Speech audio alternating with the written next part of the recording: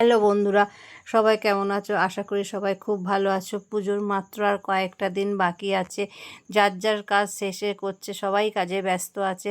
আমার ক্লাসেও মেয়েরা সবাই নিজেদের কাজে নিয়ে ব্যস্ত আছে। কেউ নিজেদের কাজ করছে, কেউ আবার অর্ডারি কাজ পেয়েছে, অর্ডারি কাজ করছে। ক্লাসটা এখন শুধু কাজ, গল্প ওটা খুব কমই হচ্ছে, কাজের ব্যস্ততায় সবাই বেশি। এই কেউ চুড়িদার কাটছে, কেউ বাচ্চাদের দুটো ফ্রক কাটছে, কেউ লং ফ্রক করছে।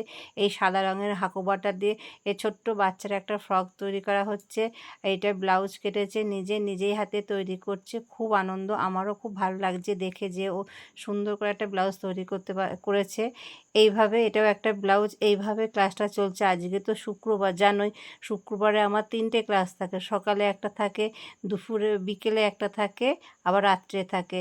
বিকেলের ব্যাচটা যেহেতু সবাই অর্ডারি কাজ করছে, একটু বেশিক্ষণ শেখাতে হচ্ছে, তার জন্যে রাতের মেয়েরা চলে এসেছে। রাতের মেয়েরা বসে আছে আর ওদের কাজ দেখছে। ওরাও তো কিছু অর্ডার নিয়ে এসেছে, সেইগুলো তো দেখাতে হবে। সেই জন্য